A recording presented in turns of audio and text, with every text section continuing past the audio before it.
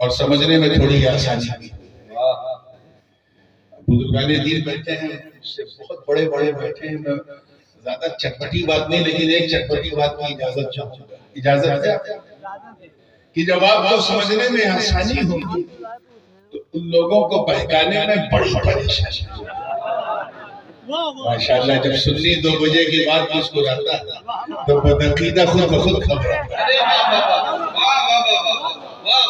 اللہ یہ مسکان آپ کے چہروں پہ سلامت رکھے۔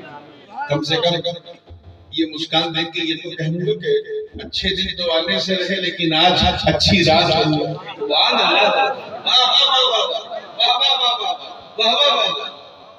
آئیے مسکرا کے جب فریش ہوئے ہیں تو ذہن ہوئے یا ایھا الذین آمنوا اتقوا اللہ وکونوا مع الصادقین۔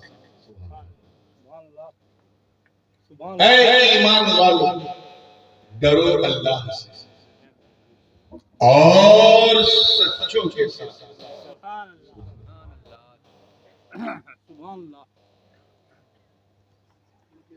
اگر آپ غور کریں تو اس آیت کریمہ آیت تو ایک ہی ہے، لیکن 2 الگ الگ عنوان۔ یہ اور بات ہے کہ دونوں کا باہم تعلق ہے، لیکن عنوان الگ ہے، اور دونوں عنوان کے بیچ میں واو عطف ہے، جسے اردو میں اور کہا جاتا ہے، اور یہی اور قابل غور ہے۔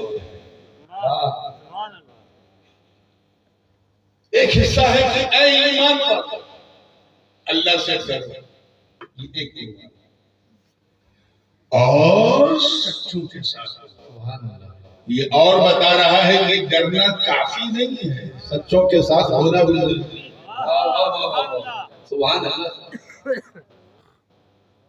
کیونکہ شریعت اور طریقت کا مجموع البحرین میں اسٹیج ہے، اس لیے میں یہاں یہ نہیں کہوں گا کہ جو پہلا حصہ ہے اس کا تعلق شریعت سے، بلکہ یوں کہوں کہ اس میں شریعت کا رنگ ہے۔ کیا ہے؟ اللہ سے ڈرو، یعنی نماز پڑھو، روزہ رکھو، حج کرو، زکوٰۃ دو، نیکیاں کرو، خیرات کرو، فرائض واجبات و سنن پہ عمل کرو، یہ خیال کرو کہ اللہ دیکھ رہا ہے۔ اللہ سے ڈرو، اس میں شریعت کا رنگ ہے۔ کیا ہے؟ اور کے بعد ہے وَكُونُوا مَعَ الصَّادِقِينَ، اور سچوں کے ساتھ۔ اس میں طریقت ہے۔ علماء بیٹھے اچھی طرح جانتے ہیں کہ شریعت اور طریقت منطقی نقطہ نظر سے عموم خصوص مطلق عام خاص مسئلہ۔ یہ تو ہو سکتا ہے کہ بندہ شریعت والا ہے، طریقت والا۔ اللہ کے رحمت سمجھ میں شریعت پہ عمل کرتا ہے، طریقت نہیں جانتا۔ لیکن یہ پاسبل ہے کہ کوئی طریقت والا ہو اور شریعت والا۔ اس میں تخصیص اور آسان کر دوں تاکہ آپ بھی سمجھ جائیں، حوصلہ افزائی کریں۔ یہ تو ہو سکتا ہے کہ بندہ اللہ کو جانتا ہے، اللہ کو جانتا ہے کہ اللہ واحد ہے، احد ہے، صمد ہے، لم یلد ہے ولم یولد ہے ولم یکن لہ کفوا احد ہے، سب کا مالک ہے، سب کا خالق ہے، جانتا ہے، پہچانتا ہے۔ واہ! لیکن کیا یہ ممکن ہے کہ بندہ اللہ کو پہچانتا ہو اور جانتا نہ؟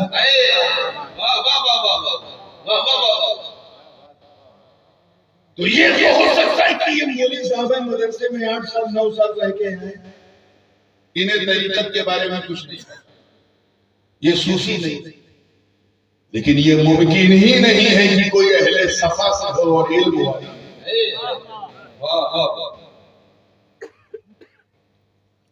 ایک مثال اس موقع پہ میرے قبلہ عالم شیخ الاسلام علامہ مدنی حفظہ اللہ وہ دیتے ہیں، اور میرا جی شاعرہ وہ دے گیا۔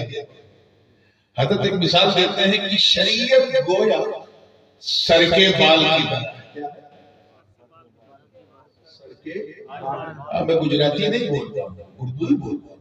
سر کے بال کی طرح، اور طریقت نام ہے اسے سوار کے، نکھار کے، جھاڑ کے جو بیچ میں مانگ نکالی جاتی ہے، وہ طریقت ہے۔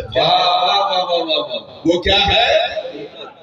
تو یہ جو ہو سکتا کہ سر پہ بال ہے مانگ نہیں ہے، لیکن کیا یہ ممکن ہے کہ مانگ ہو اور بات ہی نہ؟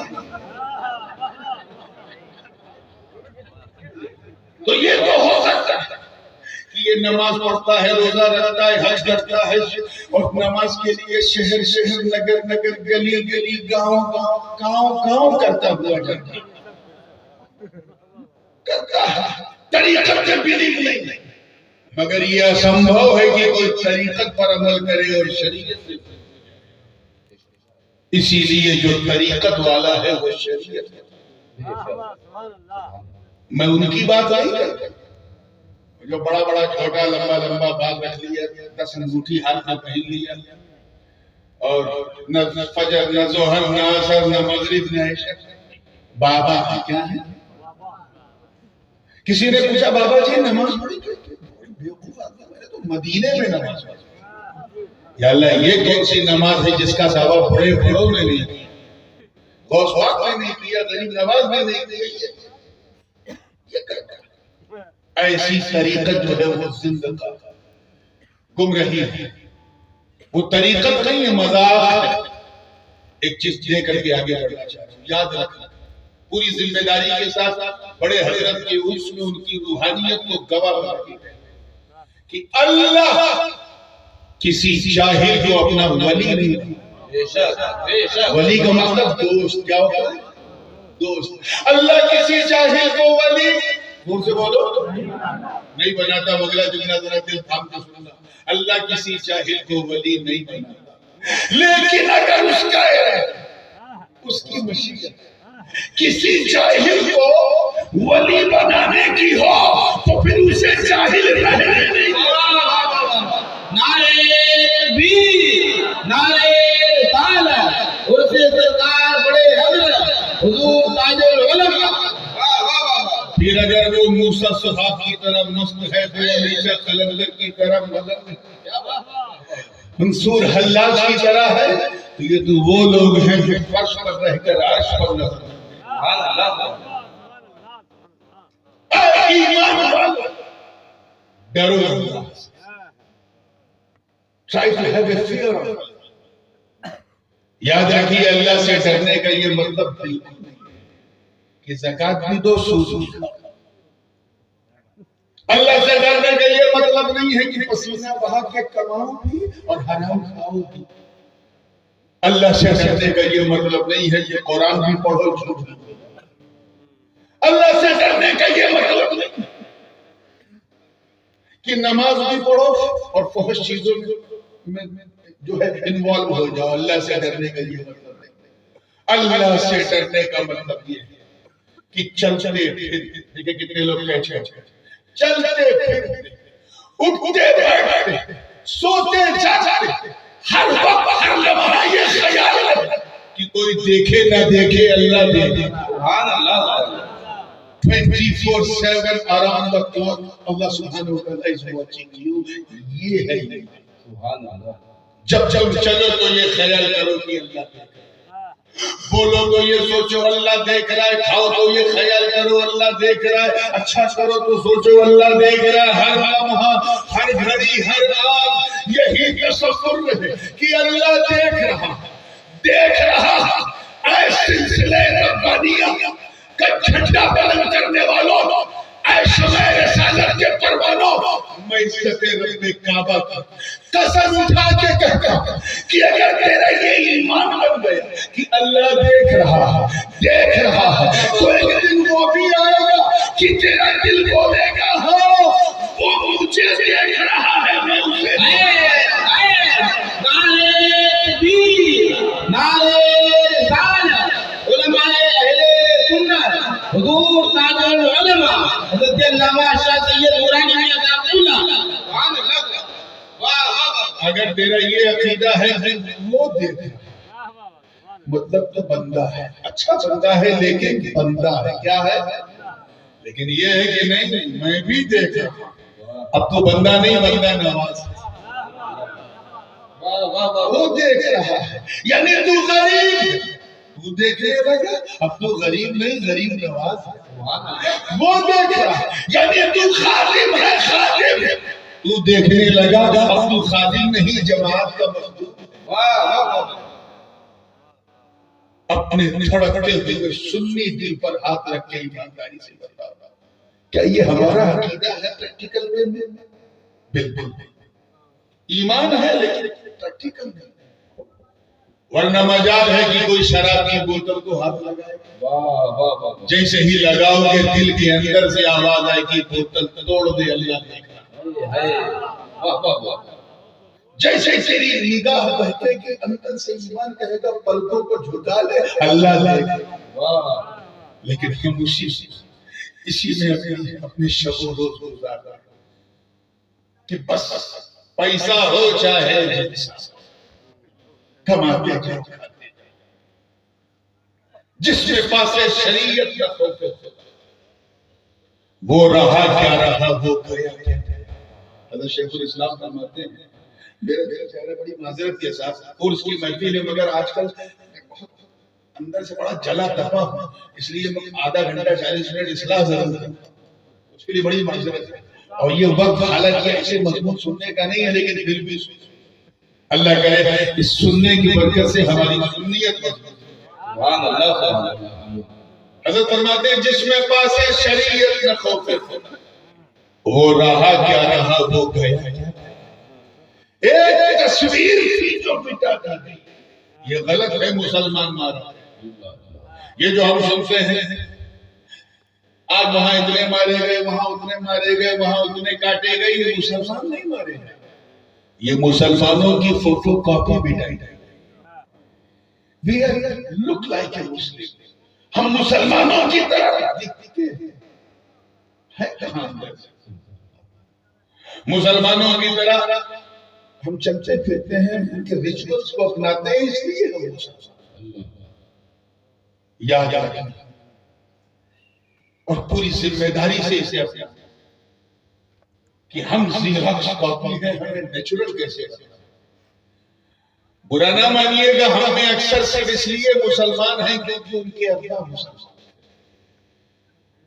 اس لیے مسلمان ہیں کیونکہ دادا مسلمان، ہم مسلمان کے گھر میں پیدا ہوئے اس لیے مسلمان، ہم اس لیے مسلمان ہیں کیونکہ جب ہم پیدا ہوئے تو امام صاحب کو مسجد سے بلایا گیا، کان نے اذان دی، اس لیے مسلمان، ہم اس لیے مسلمان ہیں کیونکہ ہمارا نام ہمارے ماں باپ نے اردو میں، فارسی میں، عربی میں رکھا، ہندی میں نہیں رکھا، حالانکہ ہندی میں بھی رکھنا جائز تھا۔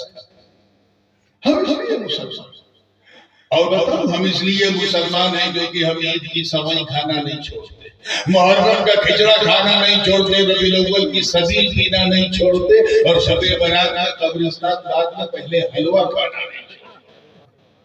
ہم اس لیے مسلمان ہیں کیونکہ ہفتے میں اپنے ماں باپ کے دباؤ میں ہم مسجد چلے جاتے ہیں اور یہ خیال کر کے جاتے ہیں کہ ایسے ٹائم جائیں جب امام صاحب ممبر پہ کھڑے ہو جائے تب جائیں، اور 2 رکعت پڑھ کے ایسا بھاگتے ہیں جیسے اسٹیشن سے ٹرین چھوٹے ہوئے۔ ایک تو ایسی بات ہے، میں کیا کہوں، لیکن سچائی ہے، کہنے میں کوئی حیا بھی نہیں۔ آج اگر ظاہری علامت ہم سے پوچھی جائے تو ہمارے اکثر لوگ صرف اس لیے مسلمان ہیں کیونکہ ہماری مسلمانی، ہم مخدوم ہیں خطرہ، اس سے بڑی پہچان آج ہمارے پاس کوئی نہیں رہی۔ ہم کیا تھے اور آج کہاں کس مقام پہ پہنچ گئے؟ یاد رکھنا ہم وہ مسلمان نہیں جنہوں نے بدر احد خیبر و خندق میں پرچم اسلام کو لایا، ہم وہ مسلمان نہیں جنہوں نے انطاکیہ کی کلیساؤں میں گھس کے اذان دے دی، ہم وہ مسلمان نہیں جن کے تصور سے قیصر و کسریٰ کے ایمان میں زلزلہ آیا، ہم وہ مسلمان نہیں جنہوں نے میدان بدر و حنین میں اپنے کافر رشتہ داروں کے خلاف تلوار اٹھا کر یہ پیغام دے دیا کہ سنو، رشتہ داری اور ہے، مصطفیٰ کی وفاداری اور ہے۔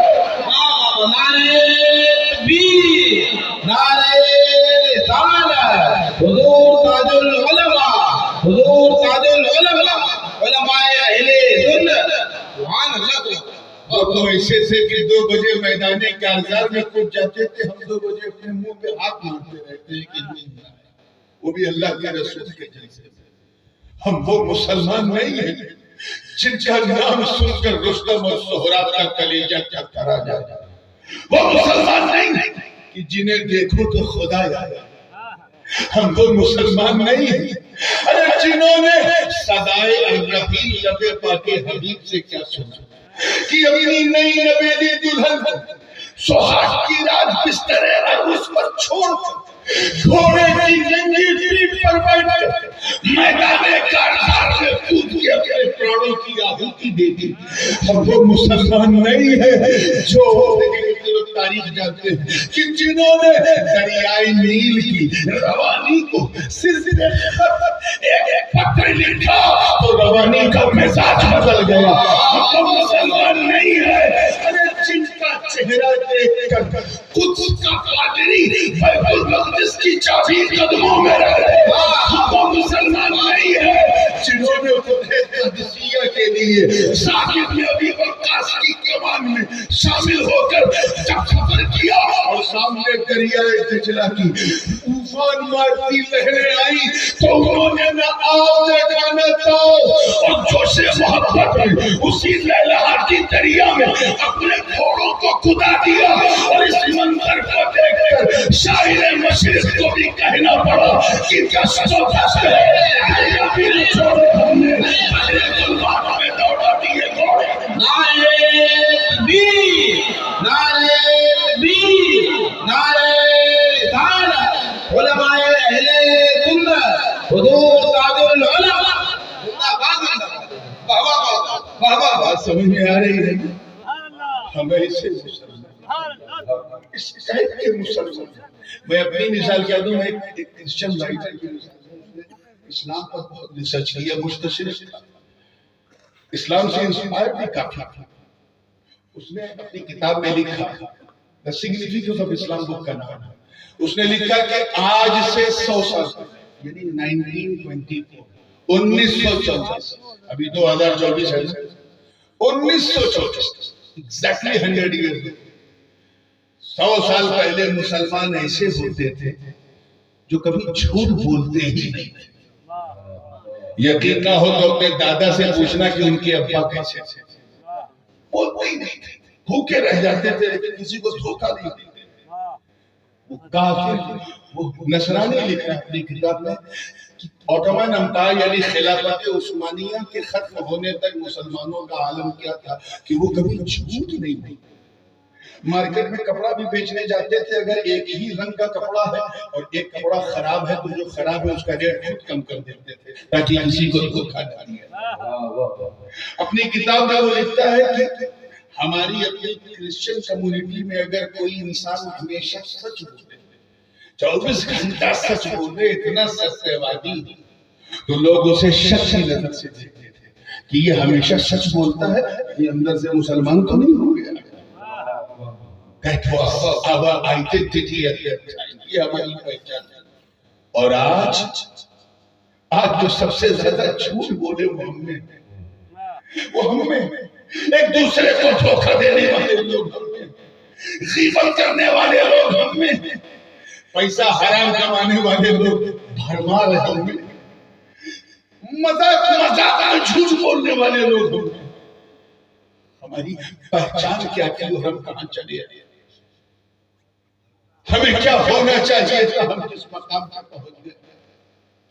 حجاج بن یوسف کا تو نام سنا ہوگا آپ لوگوں نے. کتنے لوگوں نے سنا ہے؟ 15 لوگ ہیں، چلو کافی. حجاج بن یوسف بنی امیہ کے زمانے میں یہ بصرہ کا گورنر اور اتنا گرو شاشک ایسا ظالم و جابر کی خون کی راجنیتی کرتا تھا. یعنی صحابہ اور تابعین رضوان اللہ تعالی علیہم اجمعین کے خون سے اپنے ہاتھوں کو ڈھکے ہوئے. اتنا سفاک تھا کہ اپنے ہی گرو کو کرسی سے اتار کے سائیڈ میں بٹھا دیا اور خود ان کی کرسی پہ بیٹھ کے اپنی طاقت کا اعلان کیا. ایسا ظالم تھا کہ گرو کے نام کا جو سکہ درہم دینار چلتا تھا اسے ڈی مونیٹائز کر کے نوٹ بندی کر کے اپنے نام کا سکہ چلایا. حجاج بن یوسف اتنا ظالم کہ سارے اس زمانے کا سب سے بڑا میڈیا جمعہ کہلاتا تھا، اسی لیے تو لوگ جمعہ سے پریشان تھے. تو جتنے ائمہ مساجد تھے سب کو زر خرید غلام بنا دیا، اور سب سے یہ کہتا تھا کہ ہر جمعہ میں میرا خطبہ. سب کو اپنی گود میں بٹھا دیا، پورے سسٹم کو گودی بنا لیا، اور اگر کوئی اس کی خلاف ورزی کرتا تھا تو اسے ڈیٹینشن سینٹر میں ڈال دیتا تھا. اتنی بڑی جیل میں پورا سسٹم اپنے پاس. کون؟ حجاج بن یوسف. اتنا ظالم کہ جو اس کے خلاف بات کرتا تھا اسے ایسا قید کر دیتا تھا کہ پتہ ہی نہیں چلتا. حد تو یہ ہے، حد تو یہ ہے میرے دوستوں کہ اس نے بڑے بڑے ائمہ کا، بڑے بڑے محدثین مفسرین کا قتل کر دیا. پروانہ بڑے اس نے کیبنٹ بنائی تھی اپنے گورنری میں، مگر سنتا کسی کی نہیں تھا. بس وہ سب کٹ پتلی کی طرح رہتے تھے، فیصلہ خود اکیلے کرتا تھا. میں حجاج بن یوسف کی بات کر رہا ہوں، آپ کا دماغ ادھر ادھر تو نہیں جا رہا ہے؟ جا رہا ہے، لیکن بات حجاج بن یوسف کی ہو رہی ہے. اتنا ظالم تھا. اور ایسا نہیں کہ ظالم لوگ کوئی اچھا کام نہیں کرتے ہیں، اس نے بھی کیا کہ قرآن پاک میں اعراب و نقطے لگا دیے جس کی وجہ سے عجمی لوگوں کو قرآن پڑھنا آ گیا. تو اچھے بھی کام کرتے ہیں ظالم. ایک مرتبہ ایک امید حضرت خواجہ حسن بصری کی بارگاہ میں عرض کیا، حضور یہ حجاج بن یوسف اتنا ظالم بادشاہ، اتنا ظالم جابر حاکم، اللہ تعالیٰ اسے ہٹا کیوں نہیں دیتے، کرسی سے اسے اتار کیوں نہیں دیتے؟ اتنا کہنا کہ حضرت خواجہ حسن بصری کے چہرے پر تبدیلی آئی، جلال اور جمال کہہ کے مشترکہ چہرے پہ آیا، اور فرماتے سن ما جاء الحجاج الا بذنوبنا. حجاج بن یوسف صرف ہمارے گناہوں کی وجہ سے آیا ہے. کس وجہ سے آیا ہے؟ زور سے بولو. ہمارے گناہوں کی. ذرا سوچو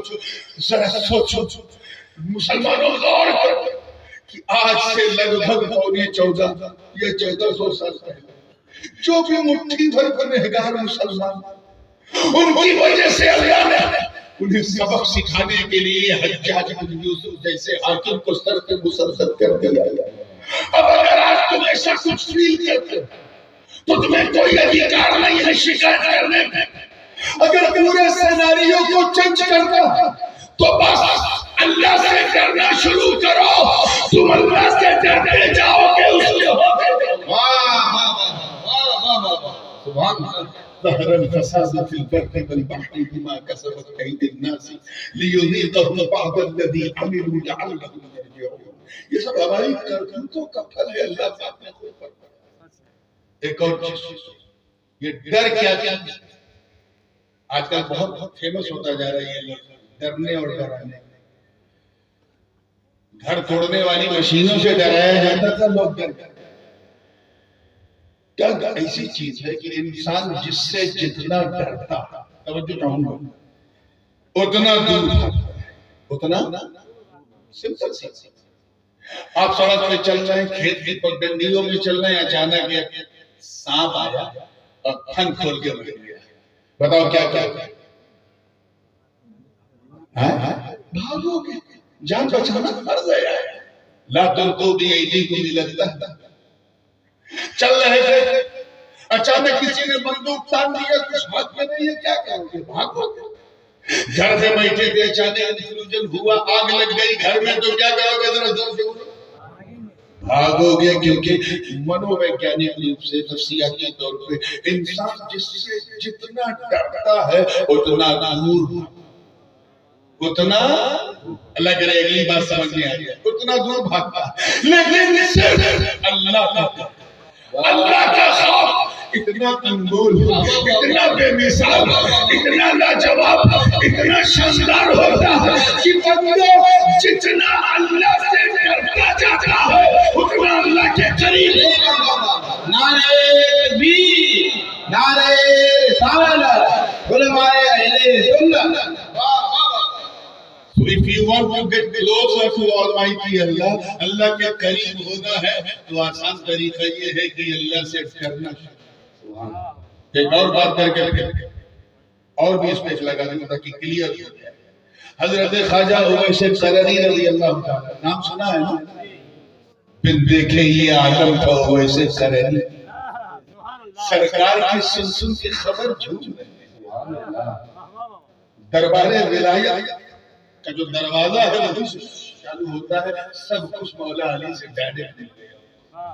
ایسی جنگل میں عبادت کرتا, ان کی بکریاں آرام سے گھاس چرنے, اور ایک بھیڑیا کر کر گھما گھما کے بکریوں کی رکشا چاہتا. اور بھیڑ نہ سمجھیے گا, بھیڑیا لکڑ برکھا, انگریزی میں کہتے ہیں ہائی نا. بات سمجھ میں آئی نا؟ شیر ہوتا تو میں یقین کر لیتا, کیونکہ شیر جتنا خطرناک ہوتا ہے اتنا ہی غیرت مند بھی ہوتا ہے. شیر کا اگر پیٹ بھرا ہوا کوئی پرابلم نہیں, تم اس کے ساتھ چل پھر سکتے. اور یہ میں سنی سنائی بات نہیں کر رہا ہوں, مجھے ذاتی تجربہ ہے. میں نے ایک مرتبہ شیر کو کھلایا, افریقہ میں تھا, زمبابوے سائڈ میں. رینجر نے کہا کہ اب اس کا پیٹ اتنا بھر گیا ہے کہ یہ سو جائے گا. میں نے کہا کیا میں اس کے ساتھ کھیلوں, ہاتھ پیر سے ایسے کچھ کروں تو کچھ کرے گا کہ کچھ نہیں کرے گا. میں کرنے لگا, اس کے بعد اس کے ساتھ 500 میٹر تک چلنے لگا. مجھے معلوم ہے کہ کچھ نہیں کرے گا, پیٹ بھرا ہوگا. یہ اور بات ہے کہ چلنے کے لیے ذرا سینے میں بھی شیر والا دل چاہیے, یہ سب کے بس کا روز نہیں ہے. توجہ, شیر اتنا ہوتا ہے کہ پیٹ بھرا کر آپ کو ہم نہیں کرے گا. لیکن بھیڑیا میرے دوست, ایسا درندہ ہو, ایسا درندہ اتنا پیٹ بھرا ہو کہ پیٹ نہیں گردن تک خالی ہو, اور سامنے اگر بھیڑ دکھ جائے, بکری دکھ جائے, کچھ دکھ جائے تو نوچے گا ضرور, چاہے کھائے. اور یہاں انکریڈیبل, انبلیویبل کہ خواجہ اویس عبادت کرنے, بکریاں آرام سے گھاس چر رہی ہیں, اور ایک بھیڑیا گردن گھما گھما کے بکریوں کی رکشا کرتا ہے. ایک راہگیر کا